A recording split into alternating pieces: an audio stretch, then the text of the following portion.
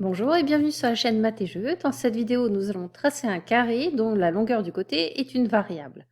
Dans la première partie de la vidéo, cette longueur sera choisie par l'utilisateur du programme. Et dans la deuxième partie, c'est le programme lui-même qui choisira un nombre aléatoire.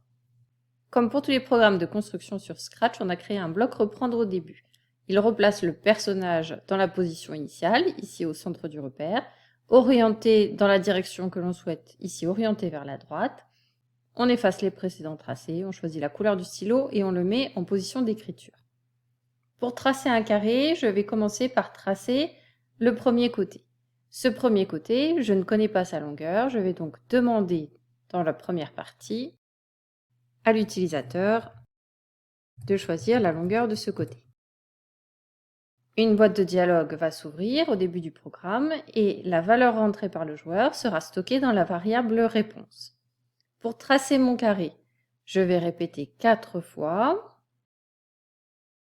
avancer de cette longueur et tourner sur ma gauche de 90 degrés.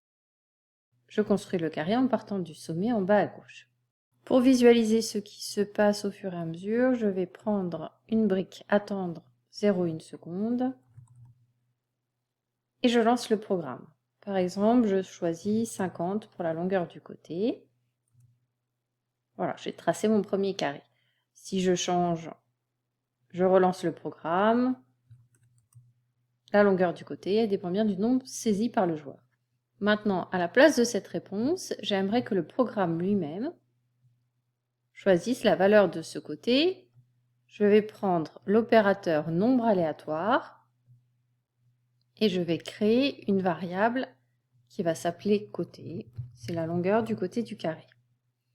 Au début du programme, je mets cette variable à un nombre aléatoire compris entre, pour qu'on voit quelque chose, peut-être 10 et puis on va s'arrêter à 100.